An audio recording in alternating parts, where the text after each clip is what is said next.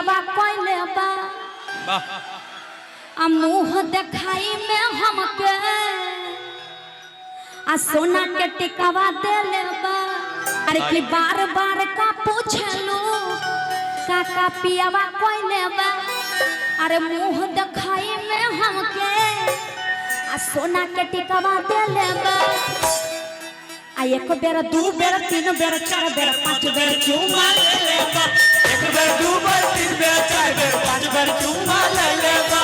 तनी हाथ उठा के सब लोग मीठी मीठी तालियों के साथ इसमें झूमना है, प्रेशर में नहीं, पूरे मस्ती में झूमना है। हाथ उठा के अरे बार बार का पूछलू काका पियावा कोइले बा। मुँह देखाई में हमके सोना के टिकावा देले बा। एक बेर दू बेर तीन बेर चार बेर पांच बेर चुमा ले बा। एक बार दू बार तीन बेर चार बेर पांच बेर चुमा ले बा। कहाँ गई मैडम को बुला दीजिए। डांसर मीठी तालियों के साथ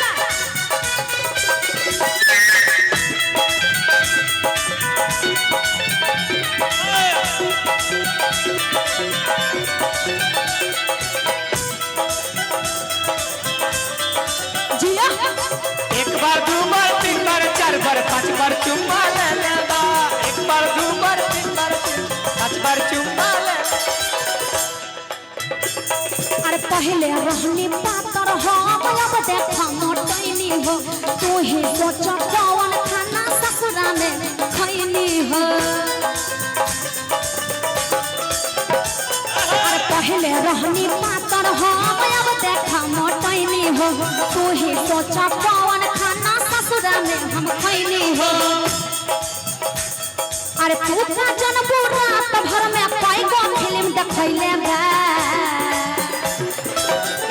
दू बेर तीन बेर चार बेर पांच बेर चुमा ले बा। एक बेर दू बेर तीन बेर चार बेर पांच बेर चुमा ले बा। धीरे डालो बहुत स्वागत है आपका।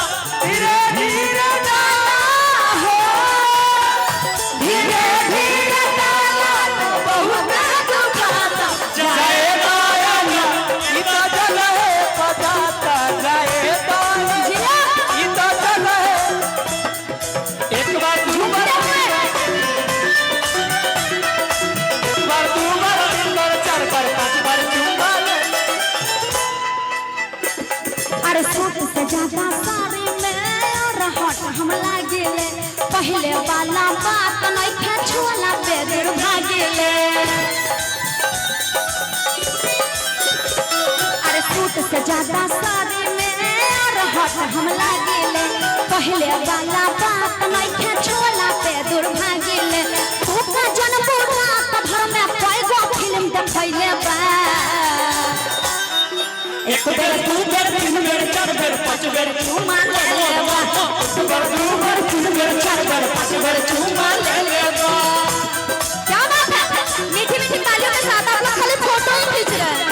थोड़ा सा ताली फोटो बाद में। लाली लगाई लेनी रुपला सवारी एगो होता के पिछवा से चूक राजा जी। एगो होता के पिछवा से चूक राजा जी। लगाई ओहो लगाई दी चोलिया के हुक राजा जी। लगाई दी चोलिया के हुक राजा जी। एक बार दू बार तीन बार चार बार पांच बार चुमा ले बा। एक बार दू बार तीन बार चार बार पांच बार चुमा ले बा। क्या बात है। अरे सूट से ज्यादा साड़ी में और हट हम लागिले।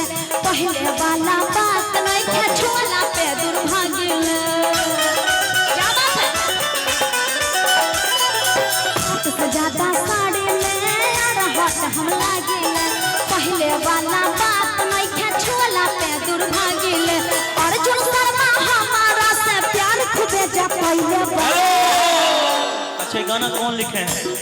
ये अर्जुन शर्मा जी का लिखा हुआ है, जो सोना के सिकरिया से लेकर के थ्रेसर से भूसा निकल रहा है। एक मिनट भैया भैया भैया एक मिनट। जानते हैं एक बात, हमारा भी गाना लिखे थे करेजवा में लागल गोली। तू जब से देखले बारू सनम। क्या बात है। लेकिन कि एक बेर दू बेर तीन बेर चार बेर पांच बेर चुमा ले बा। एक बार दू बार तीन बेर चार बेर पांच बेर चुमा ले बा।